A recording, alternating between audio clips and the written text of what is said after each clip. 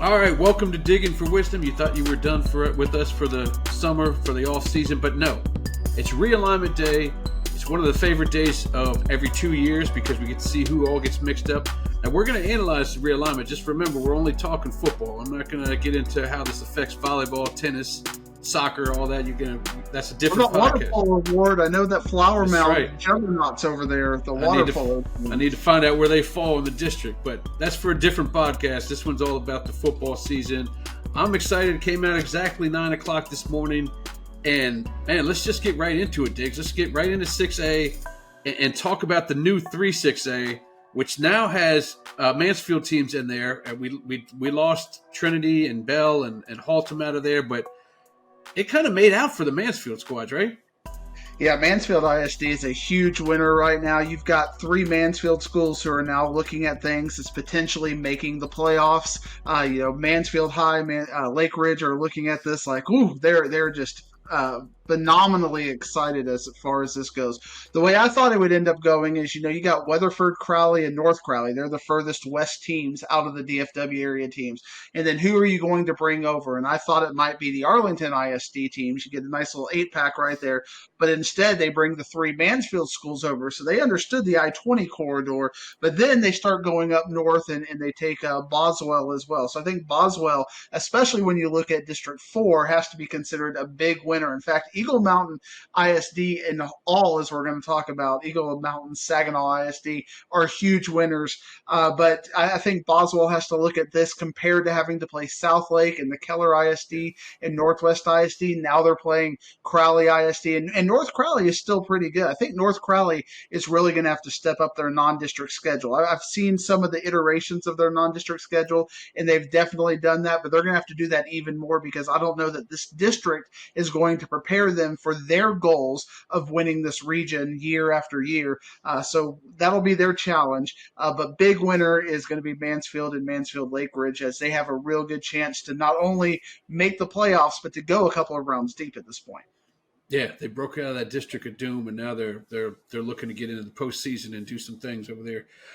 District 4, 6A, you look at that, and I mean, if you're saying these Mansfield teams are winners, then possibly Bell and Trinity are losers because they're in this district now that has 2 powerhouses that have established themselves with South Lake Carroll and Byron Nelson. Talk about this new district, and just Northwest is up in there too. There's a lot of losers basically in this district because you have a situation now, instead of potentially Boswell and Haltom being those 2 teams that are your quote unquote easy wins or, more predictable wins. Now you're looking at Bell and Trinity going in there. So like, who are your weak spots? Because you lose Fossil Ridge. Fossil Ridge drops down to 5A Division 1. Now you got 3 Keller schools, 3 Northwest ISD schools. Just Northwest is kind of the variable because they've been in 5A Division 1. So now they're going to find out how they can compete in 6A. It's really in Keller's been one of those, consistently right at that 3rd place team in this district. Now they have to compete with Trinity. Now they have to, and they have in the playoffs the last, 2 years ago they played Keller and Trinity were playing in the playoffs, and now you got Carroll. Carroll is going to be tested in this district a lot more. I know there's a lot of nostalgia with Carroll and Trinity, but Trinity is not quite what they were back when South Lake and Trinity being in the same district would be an exciting thing. So can Trinity kind of up their game? That's going to be a big thing. This is going to be a very competitive district, and I know, Ward, you as the producer side, you're very excited because this district's going to have a lot of Thursday games with Northwest ISD and Keller ISD. Yeah. And there's going to be some really good games out of this pairing of 9 teams. I like these Thursday games. You know me so well, Dixie. I love the Thursday games. And it's a 9-team district, so then I got the two games to get ready for this mess, so it should be fun. 5-6A, we didn't know where they were going to fall, but we did kind of feel like the Denton schools and the Louisville schools would finally get together, and that's exactly what happened. They add in Little Elm, which is right there as well. Your thoughts on that district real quick? Really, it's no big changes. And, Louisville ISD, you got to get out of Louisville ISD if you're going to be a winner in your district. Coppell is an improving team. Little Elm, when they were with Plano and Allen, and now they're with the Denton and Louisville, I don't think that really changes much. I think what you are going to see a change in is with the Plano ISD schools in this pairing, that kind of dropped Marcus kind of to the small school side of things. Now Marcus and Louisville are going to be considered the big schools. So Geyer's going to be looking at this alignment as more of a small school team.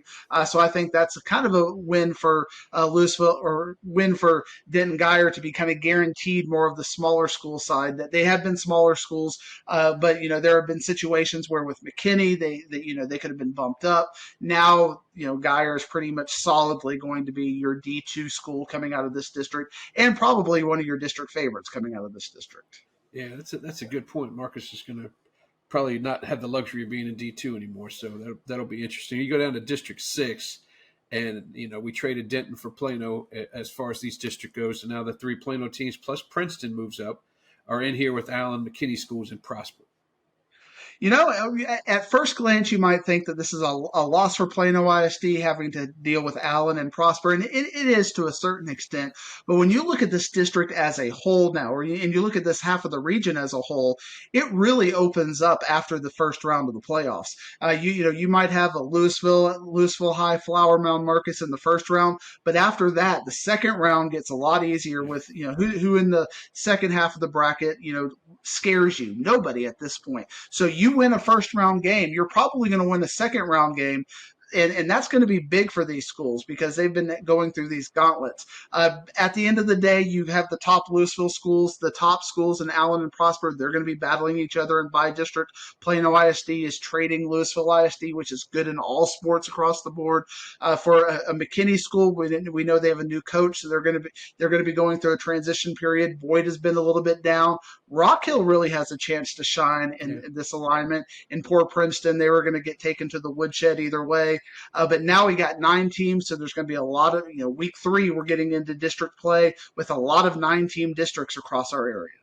Yeah, and there's some, like you said, there's openings there. I mean, if you pencil in Allen and Prosper as probably playoff teams, there's a lot of openings and a lot of big schools trying to get in, which could mess around with the divisions, which way you're going to go in the playoffs. It should be exciting to see who makes 3 and 4 out of that district. District 7, 6A is not very exciting to me, but we do have Lake Highlands in there. They lost to Highland Park, but everything else is pretty much the same. And Richardson ISD has to be considered a big win because now you basically got 3 Richardson ISD schools who are going to have a chance to make a playoff and have a chance to win a playoff game. So this is a big win for Richardson ISD. Jesuit is probably looking at this alignment, very excited. You drop Jesuit for the girls' sports, and then you have a 7-team district. So Richardson ISD, big winners. Irving ISD has a chance if they can get good in athletics, if they can increase their athletic participation the next couple of years, winnable games in this district. Yeah, this is a chance for them to finally get back into the postseason of MacArthur or Nimitz or something like that. District 8 is our Arlington district, but we're adding Haltom in there along with the Grand Prairies. How do you think Haltom feels about getting in there with the Arlingtons? Talk to me about that because they're in there with basketball right now, and now it's you taught me that, Ward. I was like Haltom and playing basketball with these schools. What's going on with that? And now they put it over as the football alignment. I think this is a big win for Haltom. Haltom has not been a powerhouse in football, but last year we kept talking about on our podcast how Arlington ISD was not winning any non-district games. It felt like, and then Arlington Martin was down and getting clobbered, and they got better as the season went on.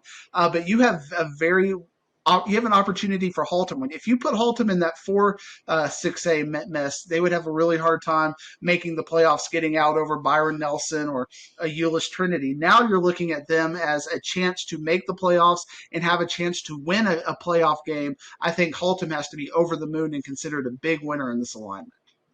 Absolutely. 9-6A, we can kind of probably gloss over that one because not a daggone thing changed there. That's the same squads there. Is there any surprises who didn't go in there, or is this is kind of how you felt it would be?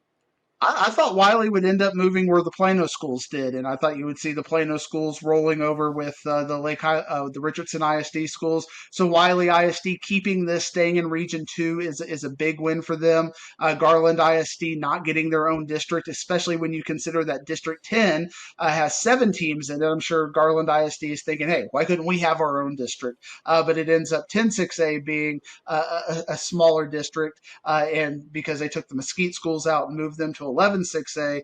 So I'd say Garland ISD is a little bit of a loser because they had a real opportunity to have a 7-team district, but the UIL did not give it to them.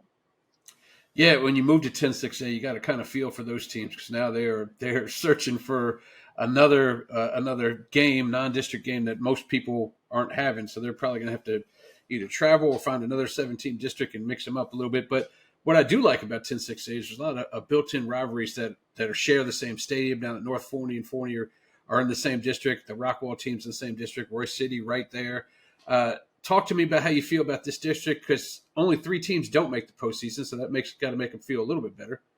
Yeah, but at the same time, which of those three are you looking at as not going to make the playoffs? Because you Yeah, got Forney who made it to the regional finals. You've got Longview who is a traditional powerhouse.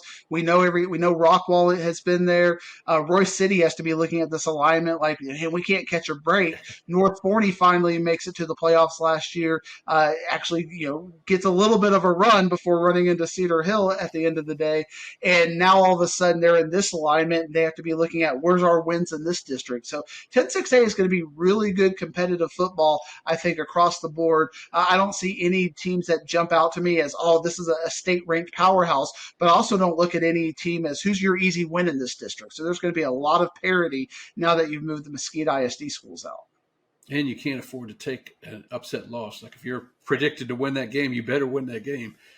Move to 11-6A, and I remember at the end of our podcast, you were talking about, well, Skyline's, they're tilting up, they're trending upwards, and if they can just get in there with the Richardson teams, they may make a playoff spot. But they didn't make it in with the Richardson teams. They're stuck back in 11-6A. That has now become even more powerful with Lancaster in there. Mesquite Horn, who's had reasonable success. There's Wax. DeSoto decided to opt up. Duncanville. I mean, they call it the District of Doom. It's kind of played out for me, but I'll call it that for this point. 8 teams, 2 that you think are definites, DeSoto and Duncanville, and then there's like 4 fighting for those last 2, I would think. Absolutely. Mesquite ISD are the big losers here because we talked Yeah, about Horn last year in that 10-6A alignment as being a disappointment. Like they had talent, they got Legend Bay, they got some really good players, but they just couldn't figure it out. And now they have to go through this district and try to figure it out with Cedar Hill, Lancaster, DeSoto, Duncanville, and then you got Waxahachie on the rise. I mean, you've got 5 teams that really had decent playoff runs last year in this district when you consider yeah. Lancaster and 5A moving up with the 4 teams all having good success, 2 winning state championships. Cedar Hill making it to the regional finals. Waxahachie, losing in the To playoffs, Rockwell, but right? still playing hard. Who's your easy win in this district? It's not. You're going to have to bring it every single week in this district. And Mesquite Horn and Mesquite have to be looking at this like, oh man, we really took it for granted having to go out east all those years and complaining about that. Well, you don't have the travel, but now you've got some really hard games. So it's going to be quite the gauntlet for 11-6A. Yeah, that's true. The Skeeters are probably thinking, man, we just got to get through these two years and push us back somewhere else. Uh, I'm interested in 5A Division One because there's a couple districts, or there's one district right off the bat, three 5A Division One. Alito, we talked all year about how they're probably going to move up to 6A, where they came a couple students short and are still back there, but they're in there with Denton Ryan. Fossil Ridge moves down there. They got new competition with Richland and Birdville in there as well. Talk about this district because it looks like it's another 9-team district, so they got to get right at it. They got to get right at it. So they're going to lose that game against South Oak Cliff. That was kind of their week 3 game, and that's going to be the game that's going to end up falling off. This is a very oddly line district, and we thought that this might actually happen when you look at it from a state perspective, because El Paso in District 1 has a 4-team district. So every single team in District 1, Ward, even you can do that prediction. Who's going to make the playoffs in District I 1, think all 5A Division 1? You I know that think right Bell, now. They're I all think making it. Bel Air, Americus, and El Dorado and Parkland are going to make it. That's my prediction. I think you might be right about that. And then you got the West Texas district and District 2. It was thought if Parkland didn't opt up, you might have a 10-team district with all of those West Texas teams merging. Now you have that as 2 districts. So now you have these really big districts in the DFW area. We're going to be talking 9. We're going to be week 3, Ward, and basically having a district show next year when we're Yeah, talking about almost all of these 8 and 9-team districts who are going to be starting in week 3. But the way this was drawn, it was almost as if if they said, football-wise, how can we put as many good competitive teams for Aledo to have to play in district as we can? Because the way this was drawn up, you're going to have Denton Ryan, you're going to have Fossil Ridge, you got Richland, who had a really good playoff run last year. In fact, I have to think Birdville ISD has to be the losers in this, because you look at what District 4 is, and your 4 playoff teams in that district, probably none of them would make the playoffs in District 3. And now you got Birdville and Richland in that mix, who were in that role as the 2 teams in District 4 5A last year. Now it's going to be Chisholm Trail and Saginaw, who are those 2 teams who have to be huge winners. They go from, basically the frying pan into this nice where, oh man, we can make the playoffs and win a district title all of a sudden. Right. And you talk about that, all of a sudden I'm looking at this and looking at Fort Worth Pascal. Fort Worth Pascal has been in some killer districts out there in 6A. Now Fort Worth Pascal might be a favorite to win a district award. There's going to be some great stories to be told there. But Aledo has to look at this and go, okay, well, at least we're going to have some competition. But at a regional perspective, I think if Aledo is a state-ranked powerhouse, they have to be looking at Denton Ryan. But after that, it's pretty much a cakewalk to the regional or to the state semifinals again. It does look like that, doesn't it? And that district has a lot of some of the best running backs out there, with Michael Turner from Richland, Guillory up there at Aledo, and then Denton Ryan, who's got Dawson, who's probably playing quarterback, but still he takes off every now and then. You touched on District 4 a little bit. We put up the graphic because you were talking about Pascal and them.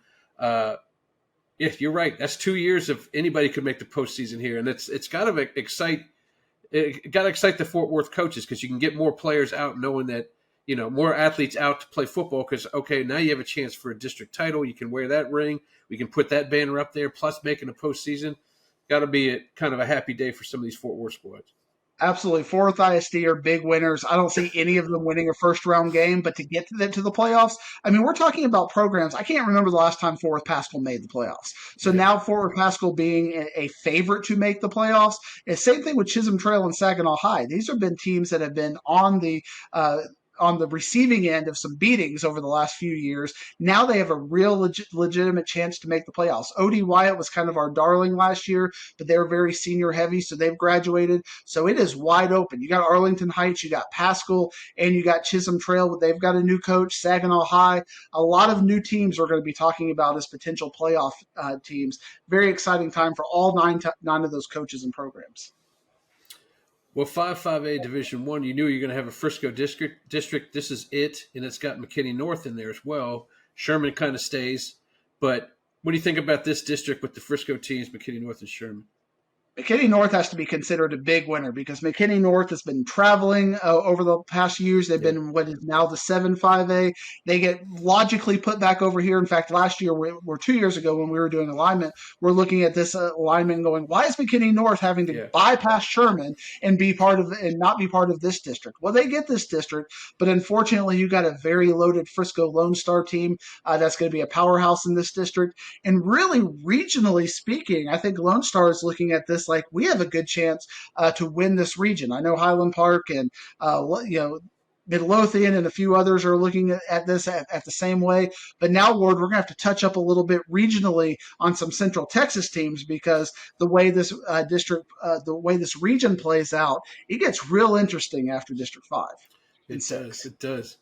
You talk about 6. There's winners there. I mean, there's going to be some new playoff teams coming through there, because the 2 Mesquite teams are moved in with the 4 Dallas ISD and the Carrollton teams. I mean, the only team that really was special last year was Newman Smith, so you have a chance to see some really new playoff teams come through here. Absolutely. WTY. All these teams are winners at the end of the day. You got North Mesquite and West Mesquite, who used to be in that district where that 7-5A Division I that was incredible. Now they have a chance where they're going to be favorites to make the playoffs, whereas Mesquite ISD and 6A were big losers. Mesquite ISD and 5A are huge winners. Yeah, and with Carrollton ISD, Dallas, and Mesquite, I'm getting some Thursday games out of here as well. So it'll be nice to get some TV time. Let's get to District 7 5A Division I. It seems a lot of travel in there. Highland Park drops down, and they're in a district with Red Oak, Midlothian. There is some Centennial. There's some quality teams in there, but there's also some quality travel. Yeah, Joshua has to be looking at this. They opted up to try to, perhaps increase their favor, and the UIL decided to decrease their favor because all of a sudden we have a diagonal. We have from Johnson County all the way over to Lufkin now in this district. So there's going to be some travel. I'd have to say Midlothian is a big loser in this case because Midlothian was in that district where there were either one or two every year with Lake Belton, and now all of a sudden they have to be with Highland Park, they have to be with Burleson Centennial, Red Oak. Red Oak has to be looking at this as well, like, we got to figure things out. But Highland Park, I think, is going to be at the top of this district, but there's going to be a lot of parity from 2 to 6. So we're going to have some very competitive games. I think Lufkin has to look at this relative to where they could have been and consider themselves a bit of a winner too, especially the way this is now reshaped. You lose Longview, you lose Forney, and all of a sudden you get Cleburne and Burleson Centennial. They have to be looking at this because, and Tyler High as well, like, hey, we have a chance to really get back into the playoff picture. Yeah, exactly. Let's move to 5A Division II, and these first 2 districts that I want to talk about. These are the ones that really get my juices flowing because they're like you said, 6 teams going for 4 spots basically. Let's talk about 3 5A Division II, where you have Argyle, you have Heritage, Everman, Grapevine, and then the Mansfield schools move over there. Man, there's 2 of those teams that are not going to make the postseason both years. Plus, you got the Colony. I mean, talk to me about this district and an up-and-coming Seguin squad. So, yeah, this is a crazy district. We kind of talked last year with Argyle's alignment that was kind of a weaker district. We had Argyle and Emerson at the top, but then figuring out who was going to make it with Lake Dallas, and trying to figure out who's going to win with Denton and Frisco Memorial. And now all of a sudden you're looking at this like, okay, Argyle's going to have some competition. You got Summit, you've got Timberview in there, you've got Argyle. Burleson and Seguin and Everman have to be kind of considered losers. They go from that district where you're going with Midlothian Heritage, and now all of a sudden you're looking at this like, what are we? Who's going to make the playoffs in this district? Colleyville Heritage goes from that Fort Worth ISD district to will they even qualify for the playoffs? Same thing with Grapevine. So, and the Colony is looking at things like where are our wins in this district? I think 3-5A is going to be an absolute slaughterhouse of a district. It's going to be incredibly fun. And you talk about Thursday games. The Thursday games that are going to come out of this are going to be fantastic. But it doesn't even get better in by district. Yeah, exactly. Because the next round is District 4, where you have Anna moving up, Emerson, who already made it all the way to state semis. Then you also got Lucas Lovejoy with the new head coach and Todd Dodge. You got Melissa. You got a quality Denison team, up and coming Walnut Grove. Holy cow, that's another huge one. And now all of a sudden, when we were talking about bracketology previously, we were like, okay, you got Melissa and you got Lovejoy, and when are they going to play Midlothian Heritage, and when are they going to play South Oak Cliff? But now our bracketology of this is going to be out in El Paso in West Texas. So that's going to completely change their trajectory in the kind of playoff routes they play. And who's going to make it out of this district? And you got to look at Frisco ISD as kind of losers in this setup. Same thing with Denison, because now you've got 4 teams that were very solid state-ranked potential teams with Lovejoy, Melissa, and Anna and Frisco Emerson last year, and now you got Denison and Walnut Grove who are trying to find their footing in football. How are they going to fare? Walnut Grove played that really tough outlaw schedule last year to get them ready for this. Yep. Walnut Grove might take a playoff spot away from somebody, and who's it going to be? Like, it's going to be a fascinating route. Absolutely.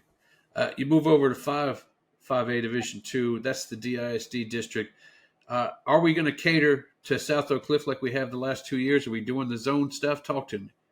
Well, you shouldn't with 8, but I think that actually hurts South Oak Cliff because now they're going to get their 3 games, and they're not even going to get to really pick who's going to be their strong games at the end. So I think South Oak Cliff is a little bit of a loser in this alignment. But when you look regionally, we know South Oak Cliff's kind of their Achilles heel has been Port Neches Grove, and all of a sudden they're not looking at Port Neches Grove as a state championship rematch. They're looking at them potentially as a 3rd round or 4th round playoff game because of the way district lined up. up. So I know South Oak Cliff is immediately looking past this district and going, okay, what does our region look like? What does the playoff path look like? And that's a fair thing for South Oak Cliff to do. A lot of teams can't do that, but South Oak Cliff can. And it is not a pretty picture right now, the way that this ended up getting drawn out, because now we basically have an East Texas district and a Houston area district. But at the same time, we're not going to have those crazy first round playoff games where you've got teams going out to the Houston area and playing first round games the way that it's set up. Lancaster and LaPorte like they did last year. But that brings, I mean, 6-5A Division II, South Oak Cliff's first round game probably won't be too much competition. But at the top of that district, guys, Heritage in it, a Terrell team that's been doing pretty good. And Ennis, talk about this district and who you think might come out of here. I don't think you're going to like this district, Ward, because these are all those fringe teams that you and I debate. Is it DFW? Is it not DFW? Yeah. And you got Terrell, Ennis, Crandall, Greenville, Kaufman, all these kind of fringe schools. And Mesquite Poteet is sitting in the middle of this. Like we're going to get some Thursday night games out there with Poteet, the way Mesquite ISD has to schedule their stadiums. This is going to be very competitive football. I think Midlothian Heritage is looking at this like, okay, this is a very good we're probably a top team in this district. But all of a sudden, 2 through 4 are going to have a lot of parity, and there's going to be opportunities for teams that may not have made the playoffs in other districts because, you talked about Crandall and Mesquite Poteet and Terrell, how they were aligned with the Denison and Anna, or they would have been in that if Anna would have dropped down, but Lovejoy and Melissa. Now things are a lot more open for these teams. So there's a lot of excitement in a lot of these one school districts right now because it's wide open for them. Absolutely. We're not going to talk about the smaller schools because we want to get this out to you guys, but just to recap some of the things that really stood out to me, at least for me, I'm very excited about 3-5A Division II and 4-5A Division II, especially 3-5A Division II because of the whole – there are 6 really good teams going for 4 spots, and it's going to be fun every single year. I can't wait to see those games and how they play out. What kind of sticks out for you out of all these districts that we went through? I feel like we have the haves and the have-nots in many ways. You've got districts where you're talking about 6 or 7 teams that have really good competitive chances and who's going to come out of that. But we also have 3 or 4 districts across 6A and 5A where we don't know who's going to come out of it, but the teams have not been regionally competitive at the time. So there's going to be teams that, may not have made the playoffs in other alignments who are at the bottom of those districts now are going to be at the top. So there's opportunity, and there's also going to be some first round games that are going to be some head scratchers because you have some of these districts where you had to really fight and claw just to make it to the playoffs, and other districts that didn't have that kind of strength in there, and you're going to have them in the first round, and they're not going to necessarily be ready for those 2 good teams, those good districts. But at the same time, we're going to have really good district football. So I think we're going to have kind of the haves and have-nots in districts. We're going to have some really good districts and some districts that are going to struggle. But that's also with that, there's going to be opportunity. We're going to be talking about new teams. We always talk about Southlake and Lovejoy and the big dogs, but now we're going to be talking about Haltom a lot. Now we're going to be talking about Newman Smith a bit more because when we get to that district, these are going to be the big dogs that wouldn't have otherwise been the big dogs. So lots of new powerhouses have a chance to emerge, and all it takes is you get some numbers in the program. You said it beautifully, Ward, that like Fort Worth ISD, they're looking at this now and they're excited. Okay, we can get some numbers out. We're not going to lose by 70 every game. Come on out, play football, get some excitement. So you have 2 years to build a program before the next alignment and the next UIL thing, and who knows what that will end up looking like in 2026. Ward, we're talking 2026. And I'm not to the word Plano East yet. I'm considering the win for Plano East, by the way. You're considering what? There being a playoff spot? This alignment is a win for Plano East. It's a big win. All right. I'm sure you're faithful. You're faithful. Plano and Allen and district is never a big win, but right. Across the board, I think you have some games now where you can look at that as like that's a winnable game. That's a winnable game. Like Princeton, when you're playing Louisville ISD schools, there's no game you're looking at like, oh, we can definitely win that game. Now with this alignment, you can look at a couple of games like, okay, we can win that. We can build some confidence. You become the best in Plano. Now you have a chance to make the playoffs, and now you're playing Louisville in the first round of the playoffs, and those are games that Plano East, they split last year. They went 2-2 against Louisville ISD last year. So now that's your playoff round in the first round. So I'd say if the goal is to win a couple of playoff games, you have a chance now. You have a chance. You have a chance. Hey, everybody that's watching this, feel free to comment and tell us which district you think is the most surprising, the most competitive, how you think your team's going to do. We'd love to read that stuff. And you'll see Diggs again on Sunday morning at 10 a.m. He's going to give us a short breakdown of what he thought about these districts and realignment. We're finally letting him on me do TV. this show in 2 minutes, Ward. He can do it. What's wrong with you? I don't know how. He's going to have to keep Plano East out of his mouth and get to the nitty-gritty for 2 minutes. But I appreciate it. Hey, everybody, take a look at your team. Tell us how competitive you think they're going to be. It's going to be fun. 2 more years, and then we'll do it all over again. And you start working on that campfire schedule. That's Get to right. work. We got some campfire stuff coming on. So I'm excited. Thanks for joining us, Diggsy. And I hope you guys' teams do well next year.